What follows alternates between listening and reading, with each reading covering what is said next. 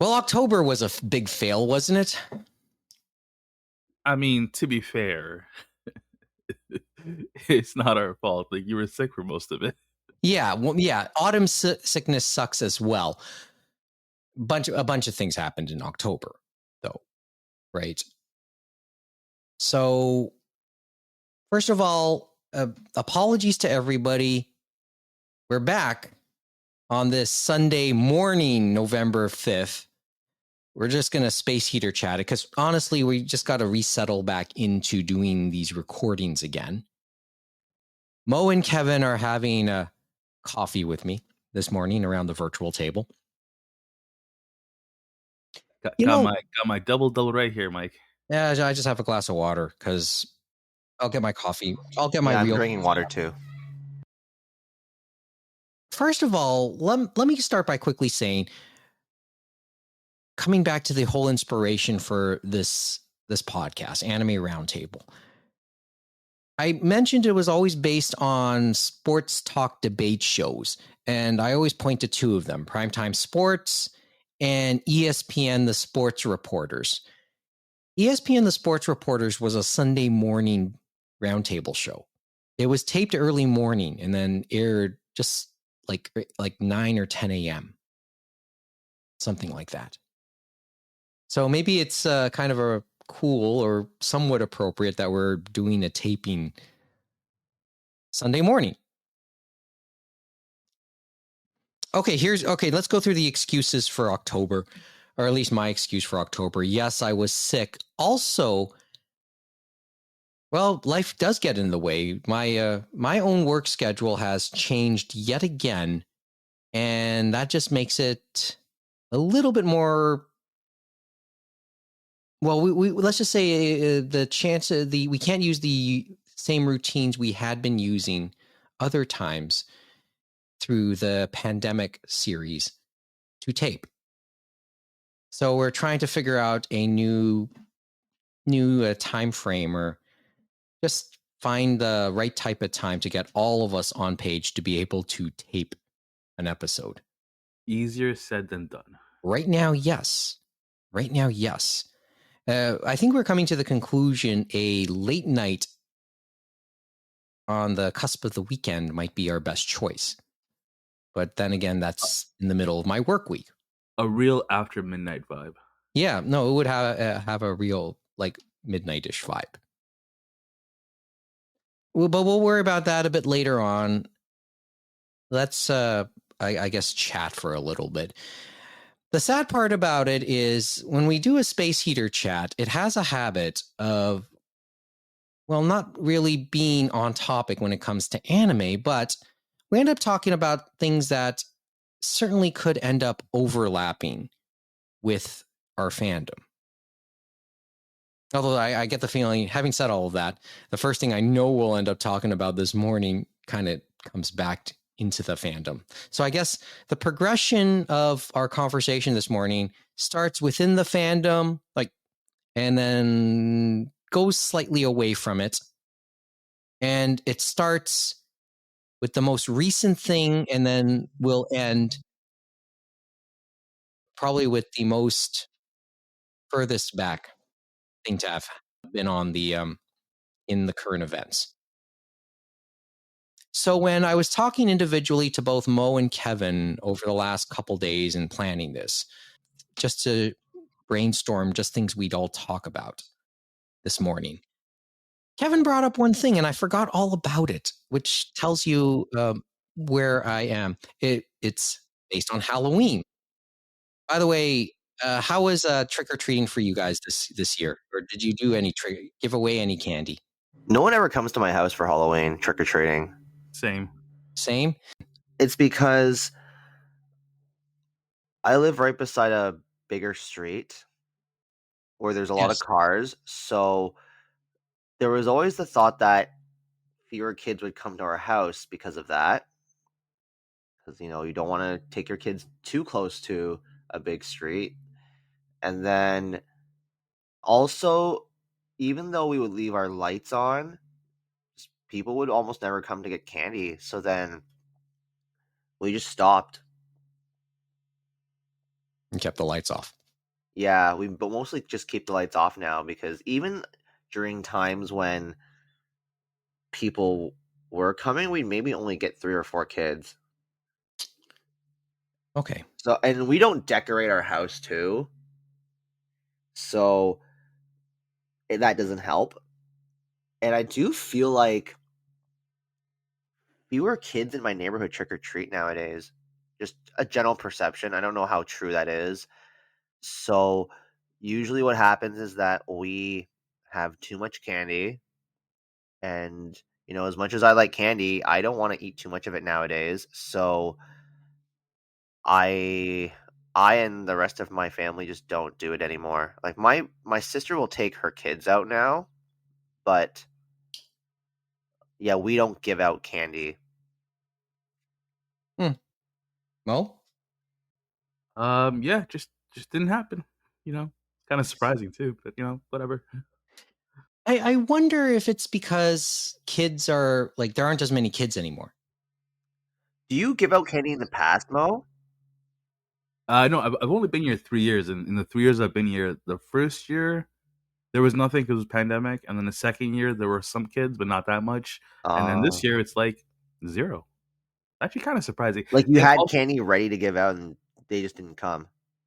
oh, okay. Well, I mean, to be fair, I am an early sleeper, so I might have missed any kids that might have came by, but Okay. yeah. Yeah, because we stopped giving out candy like several years ago. Well, I mean, further to Kevin's point, I think when I talk about when I do it, and I don't do it here at 6 Points, I do it at my parents' place, also in Mississauga. And first of all, I'm the one that handles all the candy. At least I end up buying it. Although my parents often insist on pitching in anyway. But regardless, I always end up overbuying because in recent years there've hardly been any kids. I remember I didn't see it 2 years ago because I was otherwise busy at a part-time job. Remember that one, Kevin? Yes. That was hilarious. And last year there weren't many kids, and so I thought to myself, dial it back a little bit. But even then, I still ended up buying what turned out to be too much. And when it came down to it, and I counted the remaining potato chip bags, because that's what we ended up giving. I didn't give them all away, and I was able to count minus 37. So that's how many kids came to the door this year. Plenty of leftovers too. My rule of thumb with candy is always buy the type of stuff that you don't mind having as leftovers. Yeah. And my relatives certainly appreciated it. I remember going visiting them last night, and my mom explicitly told me as I was giving out the candy and the chips, don't give away all of the Cheetos. Huh. Leave the Cheetos behind. So that was the majority of what was left in terms of the chip bags. And then when I visited them last night for dinner, almost all of the Cheetos were gone. Are these the regular Cheetos or the crunchy ones? I think these are regular. Pretty sure these were regular. Regular ones were always kind of okay to me. I know the crunchy ones have become popular in recent years. Yeah, crunchy ones don't leave the house. Mm-hmm. But further to your point, Kevin, also, I remember during trick-or-treating on Tuesday night, I was wondering how many kids would show up. So I actually stepped out of the house. And then I looked around the immediate area and I realized that my parents' house was the only one on that side of the street with its lights on. And you wouldn't be able to see any other house with its lights on for like good 3-4 houses either way. So basically my parents' house was on an island. Across the street, it was a little bit more dotted. So at least you saw a few more houses with their lights on, which meant that they were available. But not in this case. So I think that also played a lot into why we didn't see as many kids. But I guess 37 is more than 3, right, Kevin? That's true. So yeah, that's the summary of the Halloween stuff. So I do have a good chunk of the leftovers too, and I'll probably either have them as snacks at work or share them. Come on over for another recording soon, okay, guys? Well, it's all up to you. Yeah, that's true too. But on the topic of Halloween, one of the key off-season or off-convention events for Anime North Oh is shit! Hey, before we get to that, I totally forgot. You guys know what date it is today? November 5th. What's the significance of November 5th? You get that extra hour, guys. Come on. Oh yeah, that's right. That's right. We had the fallback. Yeah, I got 1 extra hour of not sleeping for me. Well, I got an extra hour to relax. So yeah, we're all somewhat sprite, somewhat energetic for the morning. I mean, I'm just looking forward to those 5 p.m. sunsets, man. That's gonna be awesome. Fuck no, I hate that. Honestly, What time is sunset today? probably like 5 something. Okay, let me just quickly ask. Because I don't have as much time to take photos anymore. No. Wait, you want me to find out? I can find No, out. Right? it's 5:04 and the sunrise is at 7, which I like a 7 p.m. or 7 a.m. sunrise. It's yeah, that's fine. Yeah. But 5 p.m. sunset. I would have You thought just it was do even away earlier. with daylight savings nowadays. Well, that's on the table. I mean, to be fair, on the table for 3 years. No, it's hey, it's still a conversation. The fact it's still a conversation, ooh, like it's very much. It doesn't make sense nowadays because it just causes more traffic accidents because people don't always adjust. So, what's the point now? I know why they did it back in the day, but I don't see the point nowadays.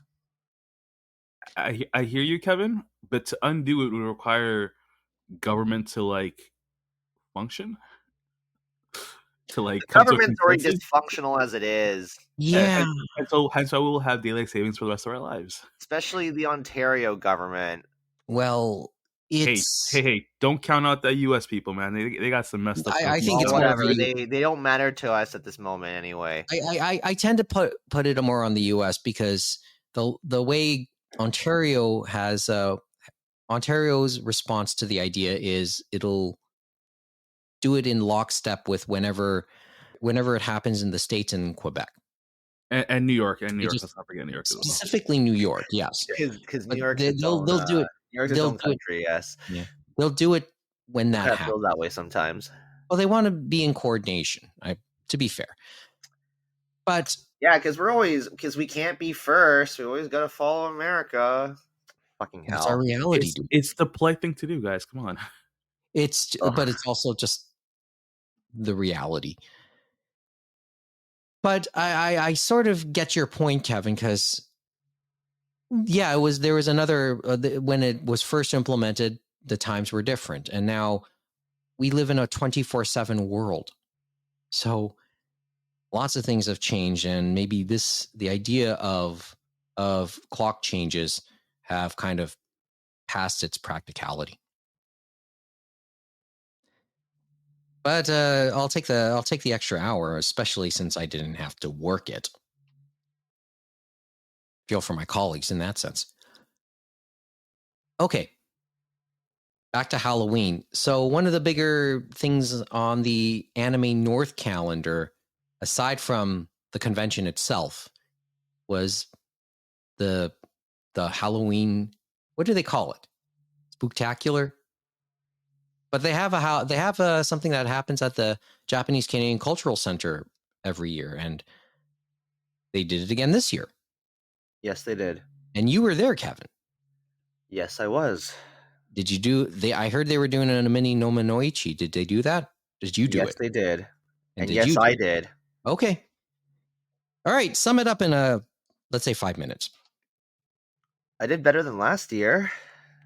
Hey, I did. I did better than last year because I think there were more people that came this year. COVID-19 is more of an afterthought to most people nowadays. And for better or for worse. And I feel like for me, I brought more accessible product. I brought more popular stuff because in the past 2 or 3 months, I would pick up some books on the cheap. So this was stuff like Jujutsu Kaisen and Way of the House Husband and Haikyuu, and I did have volume ones of Oshinoko and Hell's Paradise and Black Clover, so Akame Kill. Like I brought stuff that was well known to that crowd, and a couple of other things too. I only brought a few rare items, which did not go. Some of my cheaper out of print items sold, so I sold a couple volumes of Zombie Powder, which was Tite Kubo's work before Bleach. Sold some little trinkets. I found my old Pokemon guidebooks for the games. One of them sold. So it was good in that sense. I think I did learn a couple of lessons as well. Like? I think I should just expect less haggling nowadays. So There's I no would need to haggling? price What's my going on? items accordingly. Really? Yes. Like, give an example. People may be interested in an item and then they don't buy it when I tell them what the price is. Oh, okay. So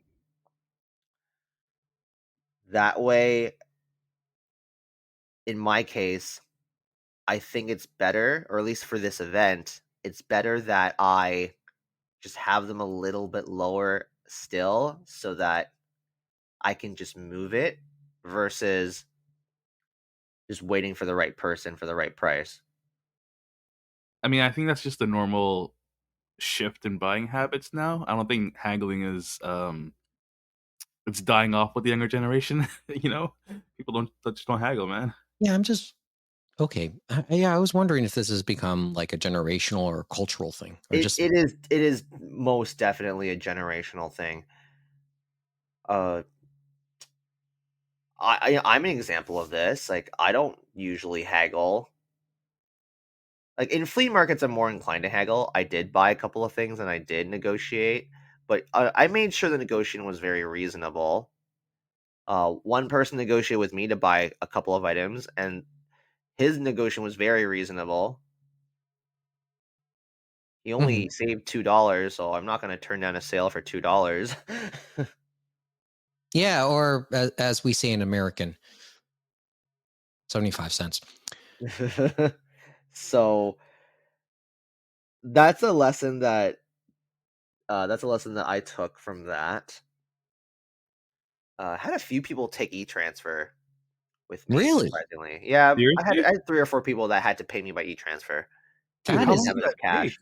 okay. That is interesting. That's interesting. I mean, I admit I've gone to 1 or 2 restaurants with friends within the last year, and instead of cash, or like if you didn't want to pay cash, they wouldn't accept debit, but they would accept e-transfer, which I thought was really interesting. Your Hold on. friend? Oh no, The that's just like restaurant or your friend?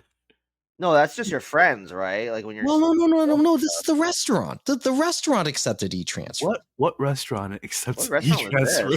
this? This is a place like so some friends and I just went there late. This was like a little over a year ago. Then this I'll tell you about it after the recording. It was a very odd experience, but it's just that I never came away overly surprised to hear that revelation. That some of this happened via e-transfer. But Interesting. okay. Yeah, no, go ahead. Like, okay, so you did e-transfer. Yeah, I took a few e-transfers. I always feel like I don't do enough of these events to get a Square reader. Oh, and even then, the cost would be astronomical, right?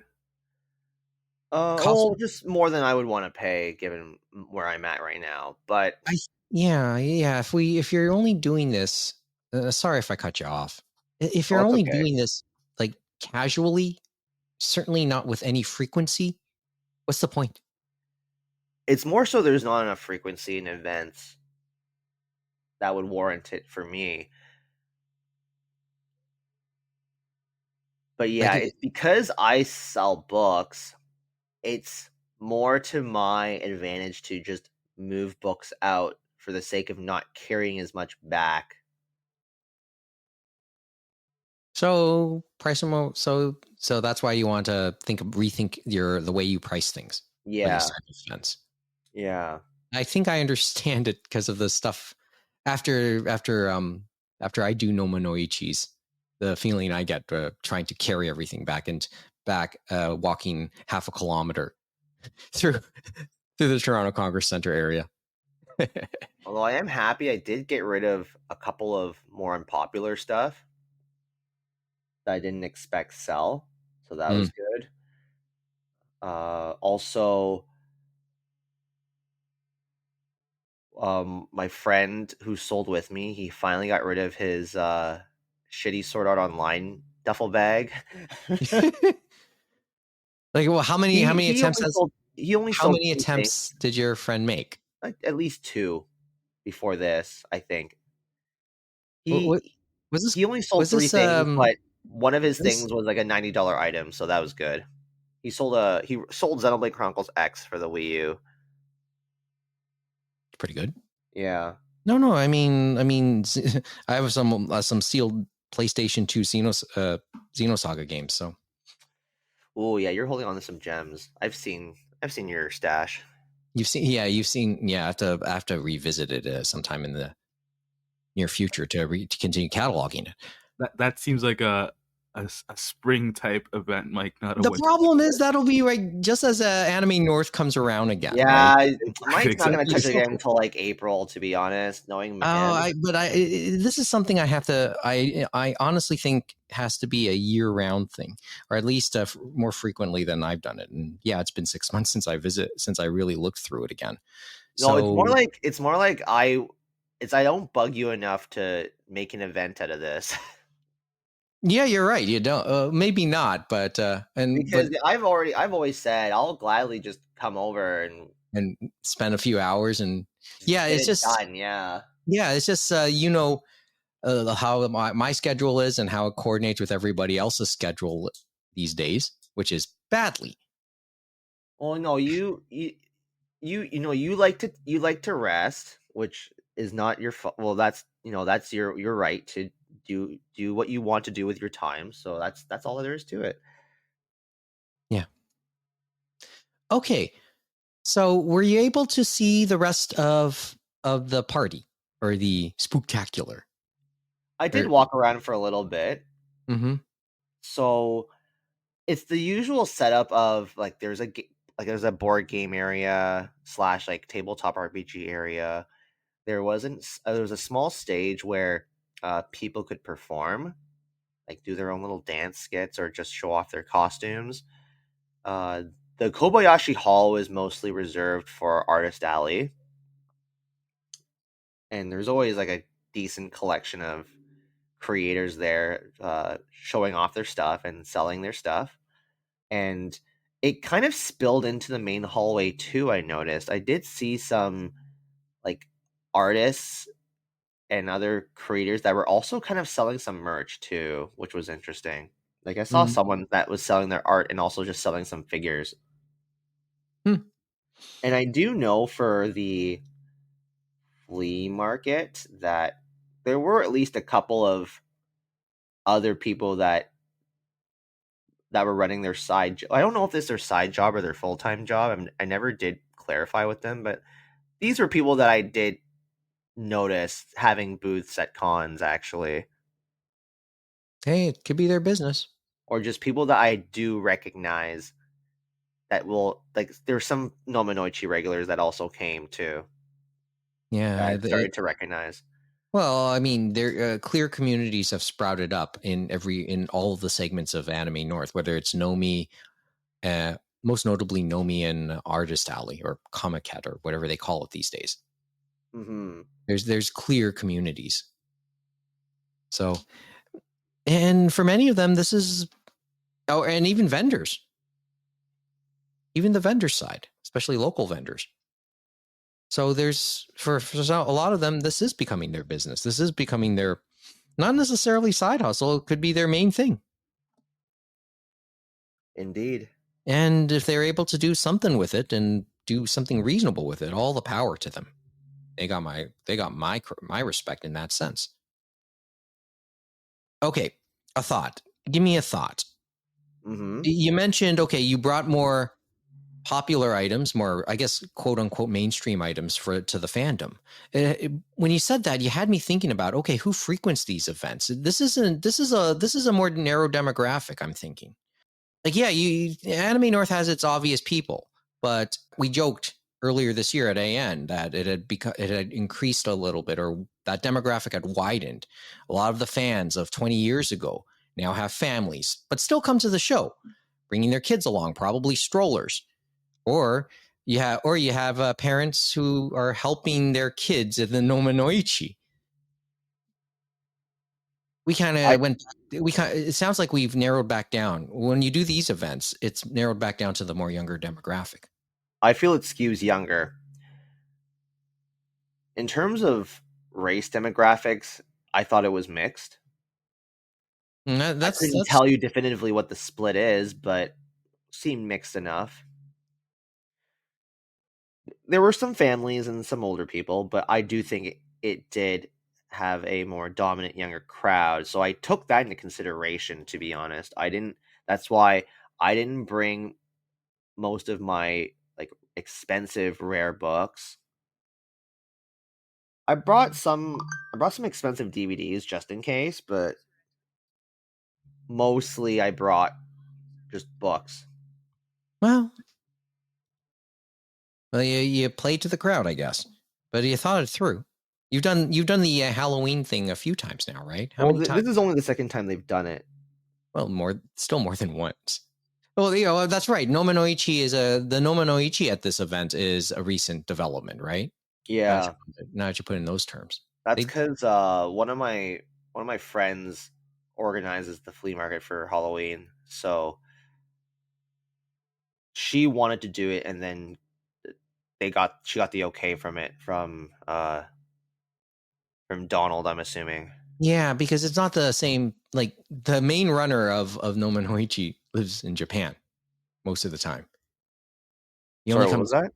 It's McKenna, right? Chris McKenna. Like, he's the main guy behind the Nomi at Anime North, but he's not here because he lives in Japan. Oh yeah. He comes back across now to do Nomanoichi and come back to visit friends at Anime North, but he's not here for this. Mm-hmm. So somebody else would have to do this, and that's your friend, I presume. Yeah. You know who it is. I think I do. Tell me later, okay? Mm-hmm. But I think I have an idea. But let's not go through too many names. Was there when you described the setup, was there like a rave type thing or anything that would have resembled something like a rave? No. So it's more just a festival. Yeah, like there's that little stage thing, but there's no spot for people to dance at, so to speak. Not that I'm aware of, at least. I think the JCCC has learned from Atomic Lollipop that they don't want those kinds of events there. Yeah. So they don't hold dance events as a result. Well, it's the fact that that something like this happens at the JCCC. I have to remember, I always like to use the term kicking and screaming when it comes to, the clash between how the Japanese feel about its pop culture's popularity outside of Japan. Remember, you kind of get that where I'm going with that. It's these type of events at the JCCC itself are, I wouldn't say recent, but it's just like 20 years ago, you wouldn't have thought of these type of events happening there. Yeah. But they have. They have in the last decade or so, give or take. And that's a real big shift for them. And I think there's a for better or worse thing that you have to say about that. So when I say use those terms for better or worse, or they're going in through this kicking and screaming, it shakes up what they've always known. And maybe it's just sign of the times. Like, kind of, in many respects, it sort of encapsulates a lot of what's happened to Japanese pop culture and how Japan itself has had to react to it.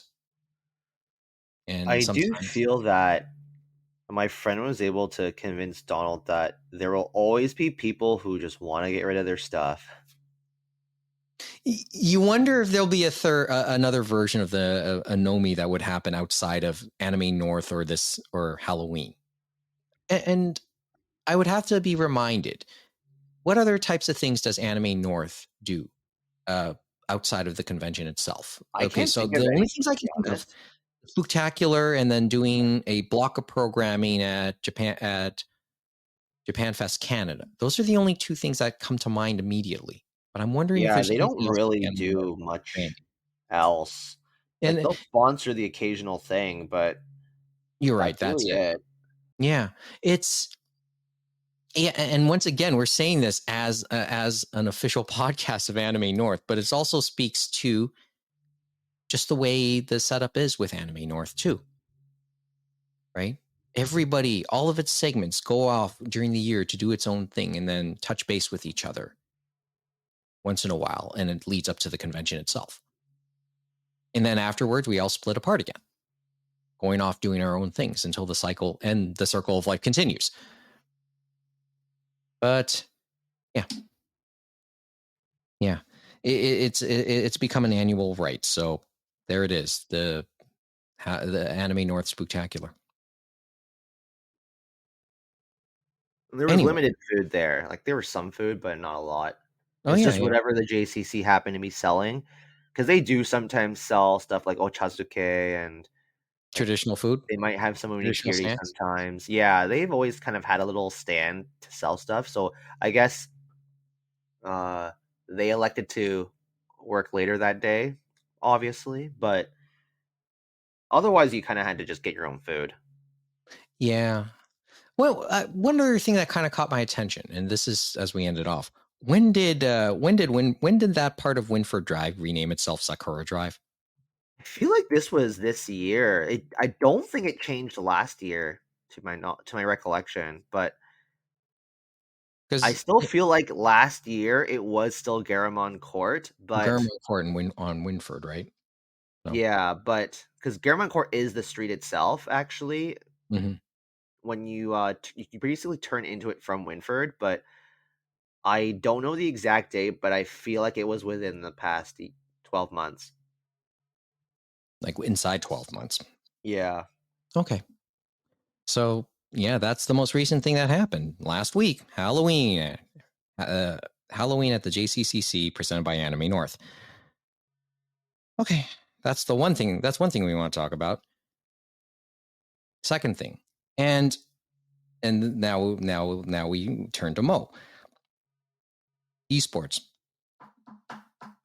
Okay, we're in the middle of esports championship season, and now we start to move a little bit away from the anime stuff, but it's somewhat related. Enough overlap. Esports. As we are speaking, the semifinals for the League of Legends Worlds have been determined. As we are speaking, the Overwatch World Cup ended at BlizzCon last night. As we are speaking, we are 1 week removed from the Dota 2 championships. International wrapped up a week ago. As we are speaking, we are more than a month removed from the Overwatch League finals, which Mo and I attended. And I have to say that was a good atmosphere. Just for reference, I could go on and on about this, and maybe I will one other time. But it just kept having me. It just had me thinking about that. Hey Mo, you around? Yeah, no, I'm still here. No, it's okay. Where do I start with this? First of all, okay, what were your like Mo came to one day of the Overwatch League Grand Finals when it took place at Maple Leaf Gardens, or Mattamy Athletic Center as it's called now. First of all, what were your impressions of it, Mo? From the it was nice.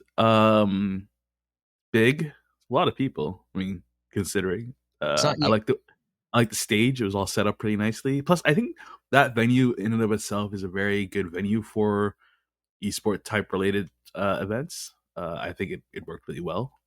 I don't know. I like the enthusiasm of everyone there. It was very palpable. It was nice. It was a good atmosphere. I enjoyed it.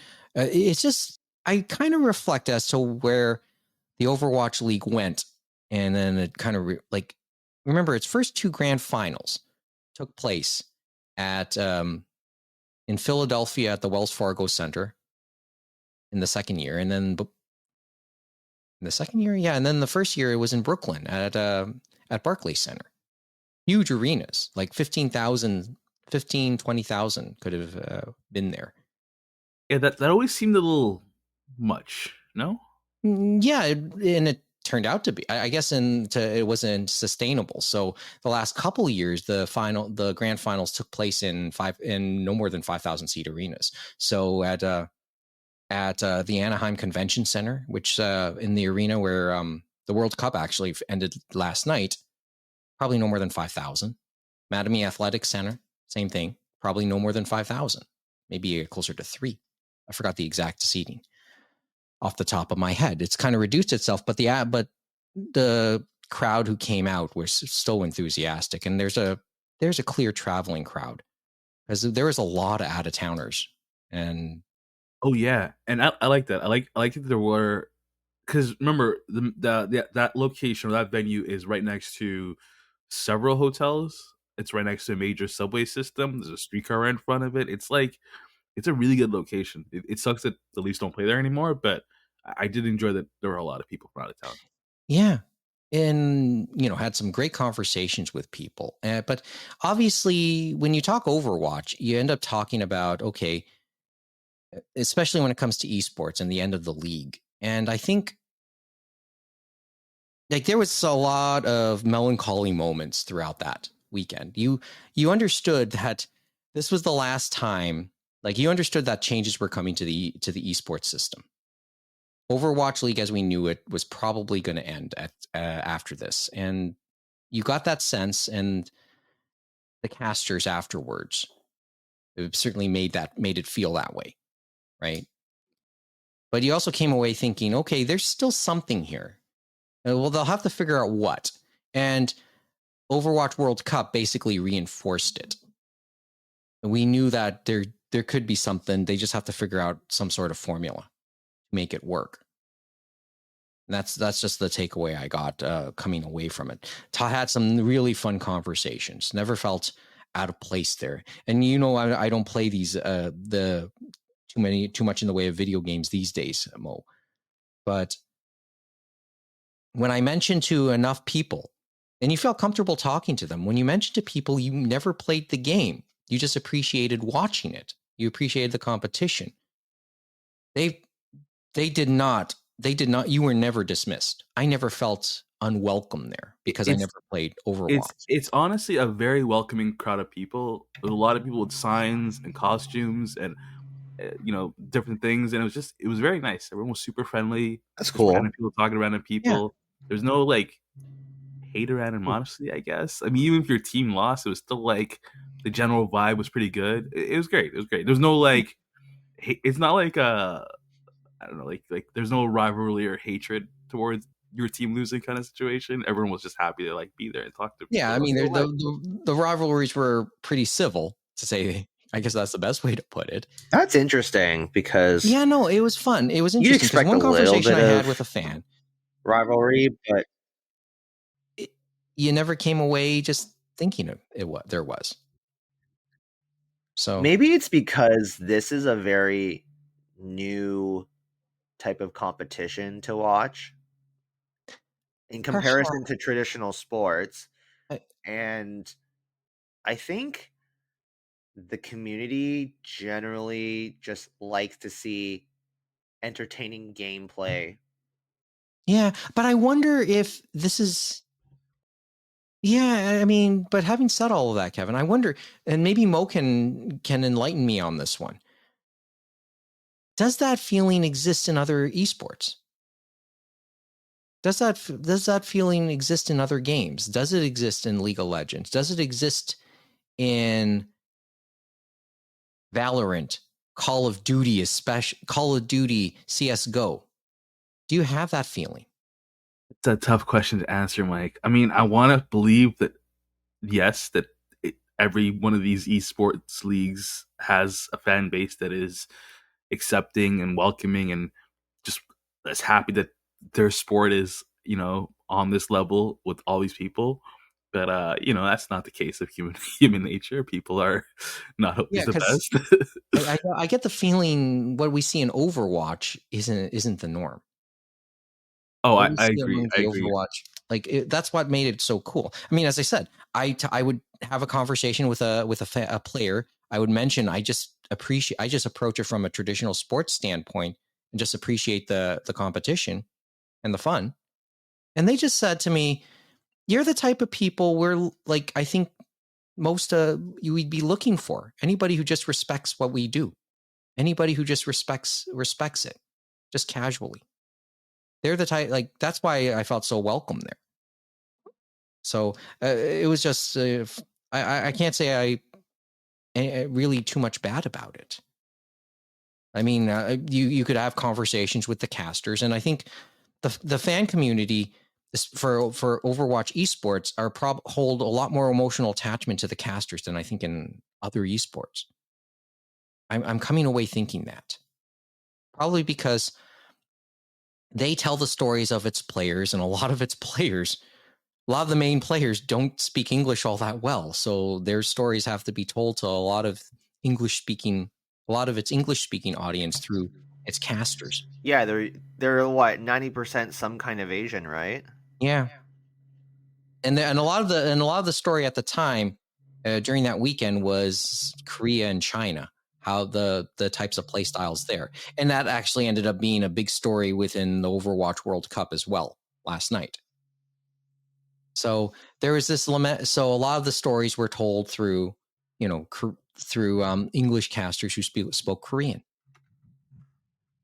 And I think that's why there's a lot more attachment to the casters in this game when it comes to Overwatch than a lot of other esports. Although I get the feeling, well, I mean, TI has its own thing too, but that's just something that popped out to me. And I think we after with Overwatch World Cup. Okay, and with Overwatch World Cup, I think we kind of got a glimpse as to where the future of Overwatch esports will be. So we're surmising, yeah, okay, the league as we know it is done, but obviously there's an ecosystem still to work with, and agree or disagree, Mo. Maybe it'll go much the way of where other esports have gone, probably with some sort of regional system, and then we'll bring it all together. The contender system, the tier 2 contender system that exists within Overwatch League, I think we'll probably have a big say as to what happens next. And it's worth noting who won last night. Who won the World Cup last night? It wasn't China. It wasn't Korea. It was not, and it was not Korea either. No, it was the kingdom. USA. It was the kingdom. Saudi Arabia won it all, and that's aside from Sharmarke, who played for the Overwatch League champions, the Florida Mayhem. That team is comprised mainly of a contenders group. What do you mean by that? They play in the tier 2 system. When you look at the esports pyramid in Overwatch League, there's there's think of the Overwatch League as the Premier League, as the top of the pyramid. But then there's a bunch of little what they call the contenders system. So a bunch of regional competitions that comprise of the second tier. And Saudi Arabia is mainly comprised of tier 2 players, of contenders players. And for reference, the bronze medal match was between Finland and Korea. Finland won that in 5 maps as well. And most of its players are also contenders players.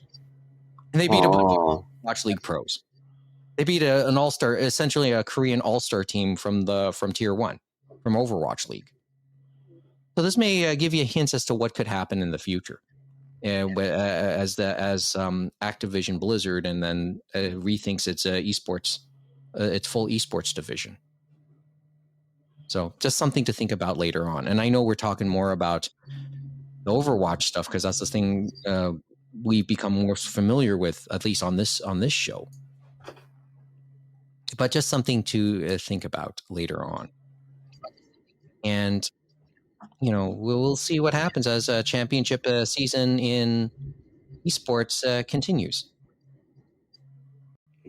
But I know Mo and I will probably watch League of Legends, the League of Legends Worlds with some interest as that dwindles down and finishes up in the middle of the month. And fingers crossed for T1, man. Yeah, T1's in the final 4 again. Look, one other thing that also came to mind, when League of Legends finishes up, it'll finish up like a one-day spectacular. Like the semifinals happen next week. Yep, Saturday, Sunday, and then on Sunday, and then the 17th or something. And then the final itself is a one-day spectacular in a big arena. This LOL seems a little bit more of an exception.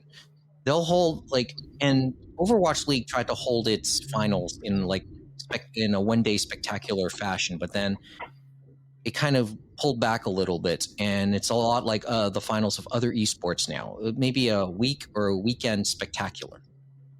Right, TI was a 1-week spectacular, and it still sort of is. So we're Overwatch League they hold their drawn out playoffs, but then the finals itself become like a big weekend festival. And TI used to be the whole thing used to be a 1-week thing, but it became a weekend thing last year, and was the case this year. Hold multiple matches in one arena. But League of Legends, it's the granddaddy, but it holds its final match, its finals in one venue, just one match, really, right? And it's probably the biggest. It's probably the single biggest event to happen for esports when it happens. That final, one day. So, I guess when you're the biggest of them all, you can do it whichever way you want, right? But it should be as I said, something. I'll have to form my thoughts a little bit better, but I know I want to talk about that a little bit more after LOL ends. Okay, so that's the second most recent thing I wanted to talk about. But the last thing is probably been a story that's been going for much of the year, and it's probably the most serious one. Mo, I know you just. I saw your note. You're gonna stick. You have to go in a bit, right? In a bit, but we can touch on this last point. Just a little bit, right? You can get in on this conversation. Yeah, let's do it. Okay, it's one of those uncomfortable conversations we have to have, I guess. Johnny Associates. There's been some movement in that story over the last couple weeks, but it's a story that's really been out there over the last much of the year, I guess, when BBC did that expose. But in many respects, we've known about this story for a long, long time.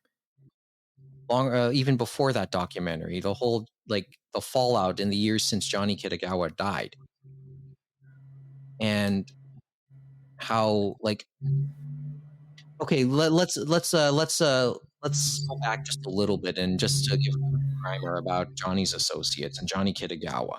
Basically, if you are into J-pop groups like Arashi, like SMAP, like Tokyo going further back. Give me groups that Kevin, give me groups that people probably would recognize. J-pop boy bands that,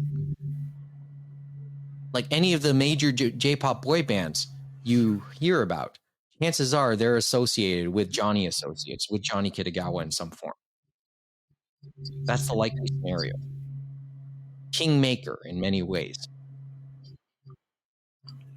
But how do you talk about this guy now? Because in the years since his death, he passed away in 2019. Since his passing, we've shone a light a little bit yet again on some very, very, very inappropriate behavior, and that's probably understating it. Yeah, I'd say it's a bit of an understatement. Yeah, it's a bit of an understatement.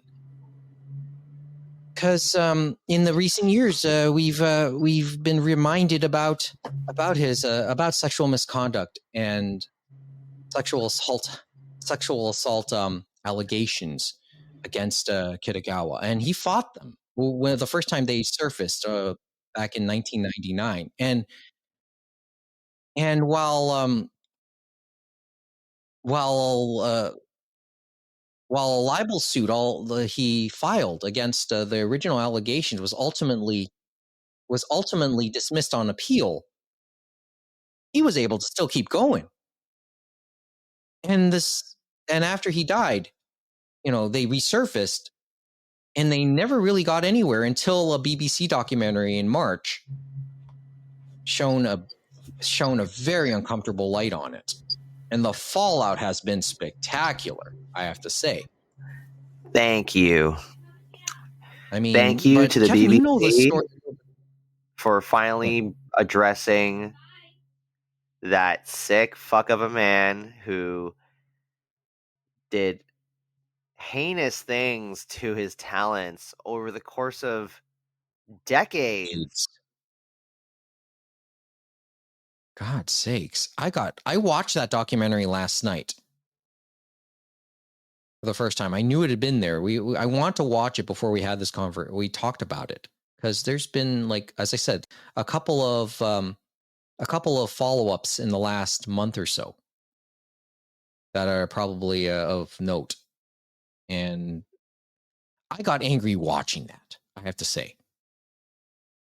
I mean, you watched it almost at the time, right, Kevin?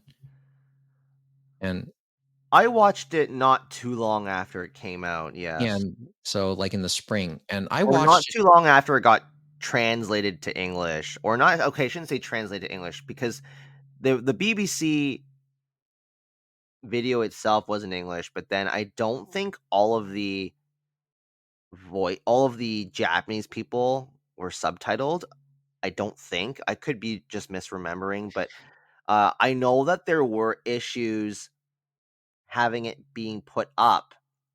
They were having trouble airing it in Japan because I might have some of my facts incorrect here, but I think it was the BBC division in Japan, or it may have been just other networks were just hesitant to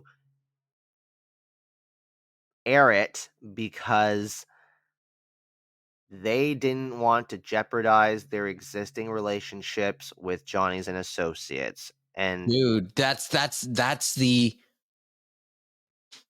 main point of this story. Actually. And that is because even now, assumingly even now, the relationships these networks have for some of the most popular talents is something they don't want to jeopardize because they bring in ratings, they bring in viewers, so they don't want to mess with those relationships unless it became that unbearable that they had to. I believe Mike was saying for this. Yeah, you are good business until you're not.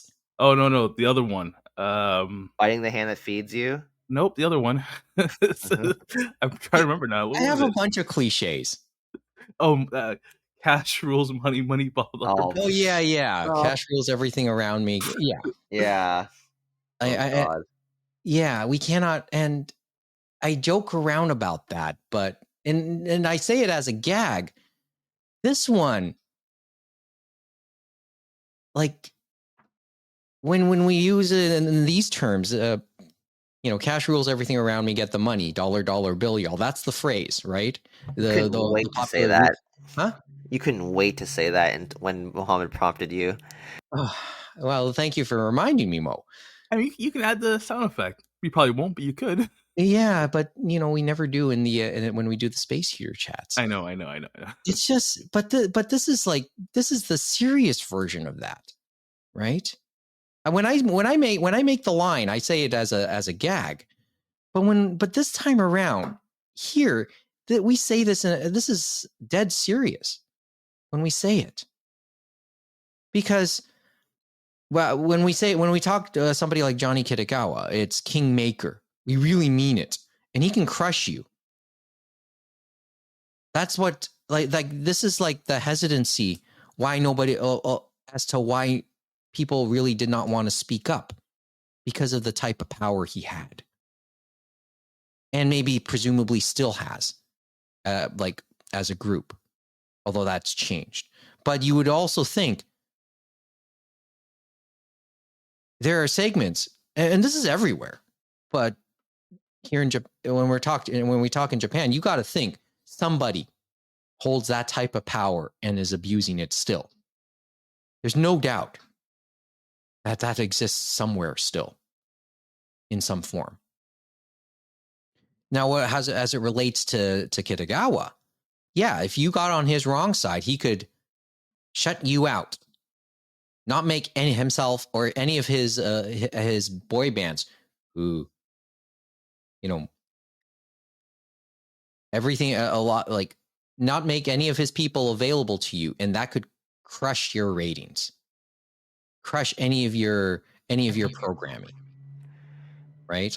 And as I alluded to in a past episode when that man was brought up, you can trace back some of the people and acts today who were formerly a part of the Johnny system, but maybe they left early, or maybe they were there for a while and left, and we may truly never know, but you cannot help but wonder if that was why they left now.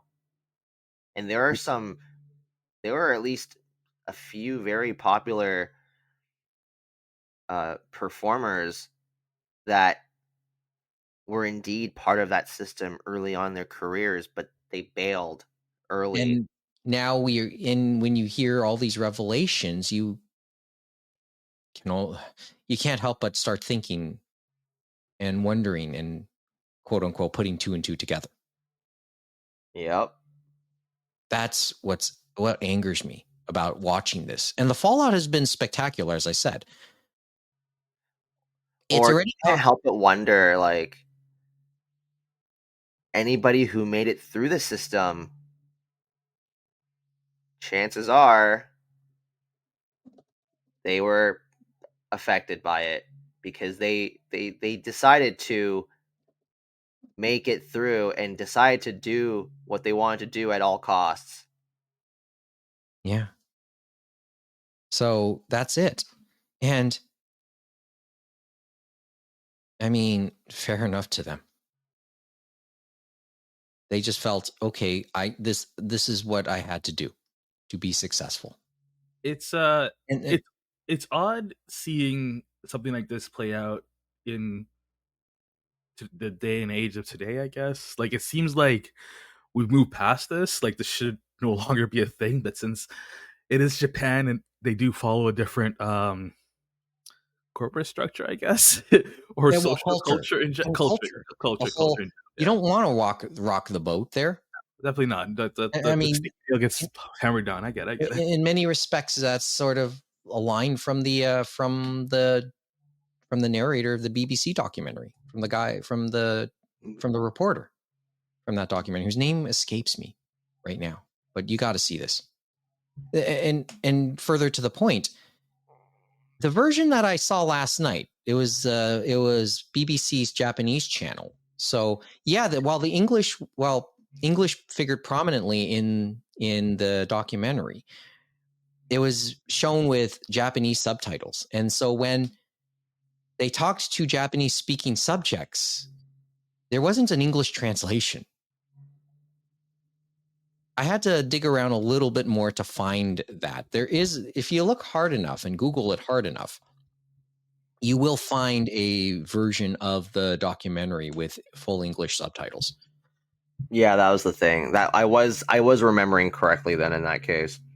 Mm-hmm. But it exists, and I'll take another look so I can get more specific about what a lot of these what a lot of the victims said, and a lot of what a lot of the Japanese lawyers who spoke with a lot of those victims said. But as I said, you'll come away pretty pissed off. And when you talk about the fallout in recent, and much of the developments are fairly recent. There are a lot of recent developments. Yes, a formal apology was issued by Keiko. What's her name? What's her name again? Because this is Johnny Kitagawa's niece took over the company, right? Johnny Kitagawa's niece, Julie Keiko Fujishima, took over the company upon his passing. And then she had to issue a formal apology, like in a news conference in, I think, September. Or was it October? That's the most awkward looking photo. Her standing there next to him in the black suit. Yeah. That is wild. It reminds me of like, it's a cliche, the Good Wife type situation. You know, when you're caught as a politician. No, that isn't. Yeah, that's okay. So the photo that you're referring to, it's from the Conversation website, right? Yep. Yeah, that's okay. That's Julie Kitagawa, and then her successor, because she stepped down as the president of Johnny's Associates, and then Noriyuki Higashiyama took over the company, and then almost immediately was inundated with accusations of his own. I just love when the replacement of something or someone for being bad has the same issue. It's like, come on, guys. Yeah, and he was a talent. He was one of the talents. He was a junior, as they say, one of the people in the system, in the Johnny system. And then there's allegations against him, and it culminated in the last couple of weeks when it was announced that he'll have nothing to do with what happens going forward either. Johnny's Associates has now been has effectively been split into two companies. Smile Up is really the first part of it, and that's going to handle the fallout.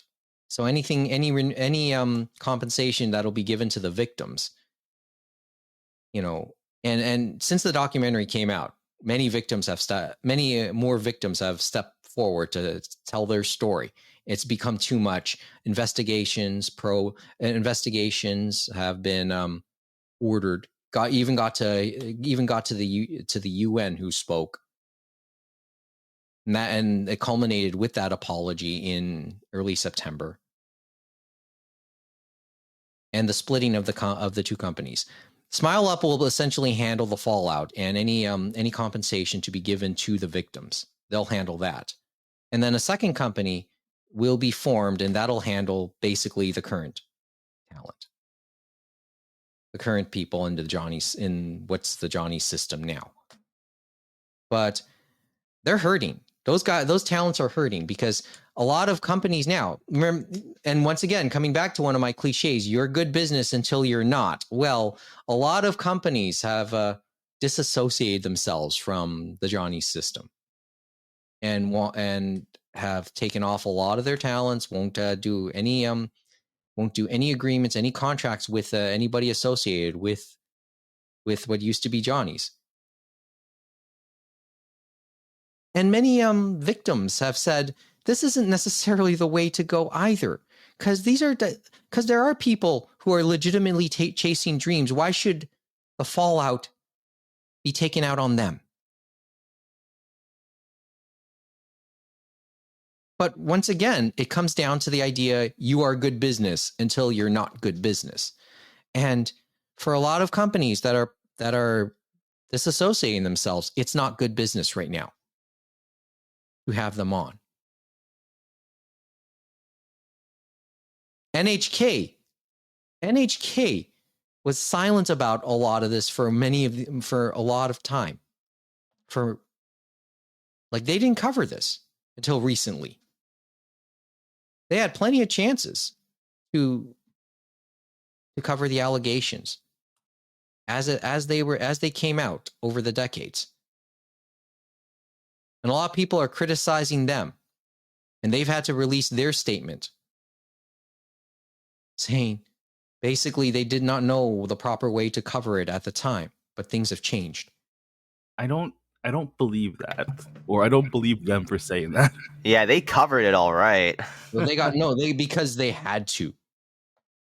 Because they were complicit in many ways with their silence. Right? 100%. Yeah, definitely. Yeah. Although you now begin to wonder, and I think this comes up in some of the articles, Johnny's Associates boy bands do figure prominently in the Kohaku Utagasen during the New Year. You wonder if how much of the lineup will change now, and I'll go even one step further and say you wonder if the show will be not as long during the New Year, because it's like a 4-hour spectacular. There's plenty of musical acts in Japan. They can find people. Yeah, but they won't be boy bands, I think, from Johnny's. This is just what a mess. What a mess. I mean, you see this all the way around. You see this in a bunch of other walks of life, right? I mean, I got into a conversation with my sister last night as we were watching a hockey game, because we talked about, proper punishments fitting the crime, right? The Ottawa Senators got docked a first-round draft pick this year for just some bad paperwork during a trade. They got docked a first-round draft pick, but I say this in the same breath. The Chicago Blackhawks, who got implicated in a sexual abuse scandal that dates at least a decade and goes all the way to the top. Yeah, people lost their jobs. Yeah, people at the top of the Chicago Blackhawks lost their jobs. But what was the fine? What was the punishment for their for doing essentially nothing? Just a couple $1 million. They got to keep their draft picks. And one of those draft picks turned out to be the number 1 pick in this year's draft. And they were able to draft Connor Bedard, who is set to be the next one. The next Sydney, the next Wayne. Yep. The next Eric. Yep. Well, Eric Lindros, who knows? We can have that debate as to his legacy.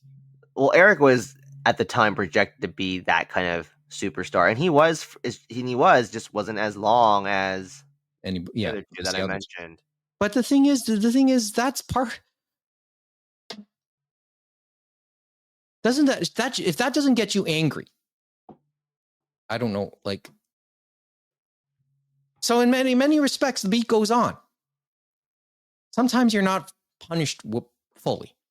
Sometimes you do get away with it.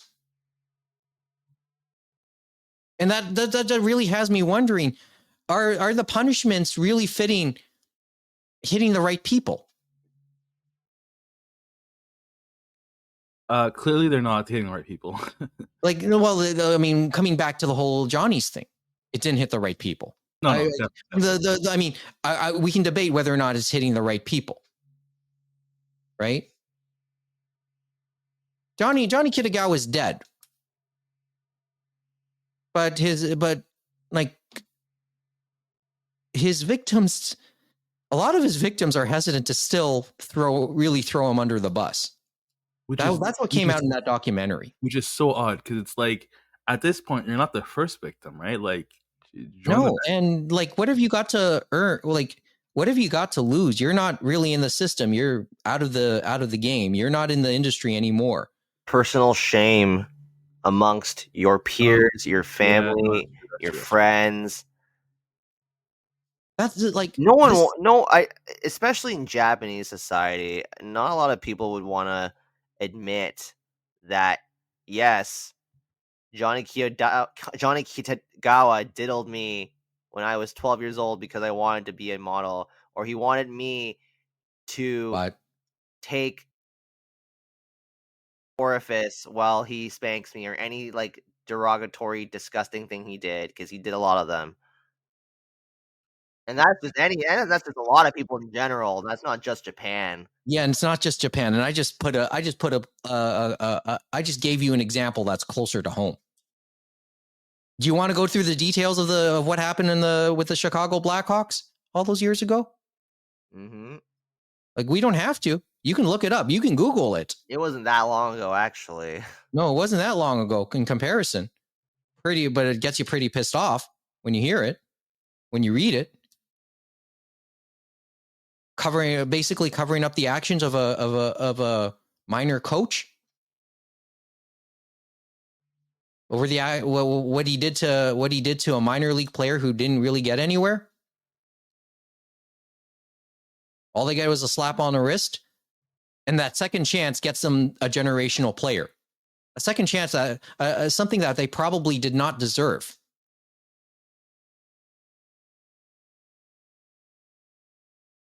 Prove me wrong on that one too. We can have that debate. Were they first on the lottery that year, Chicago? As in, like, this year's lottery? I don't know if they were dead last that year. They were pretty brutal. Yeah, they were almost last. Because it's not always because obviously if you're last you have the best chance in the lottery, but then it's not guaranteed still. But you have the best odds, and then the odds scale down. So that's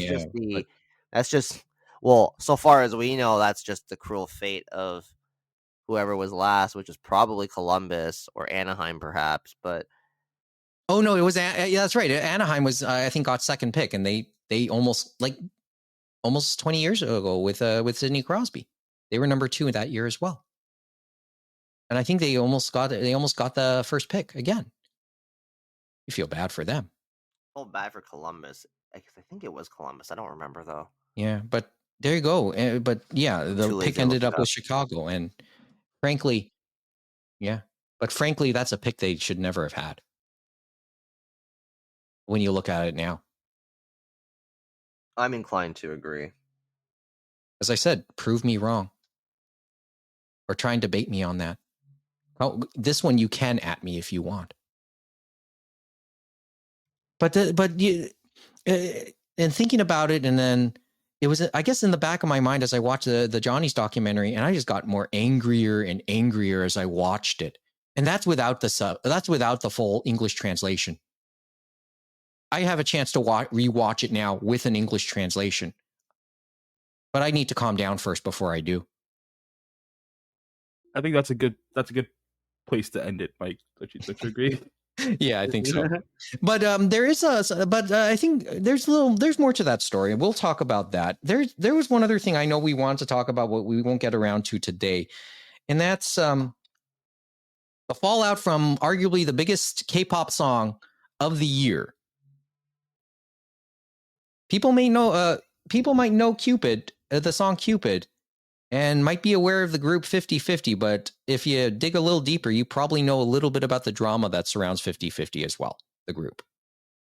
And I know Kevin, I just told about this last night. He wasn't weird. Yeah, he wasn't totally aware of it until I told him about it. He knows the song. You know the song, right? I actually don't know the song.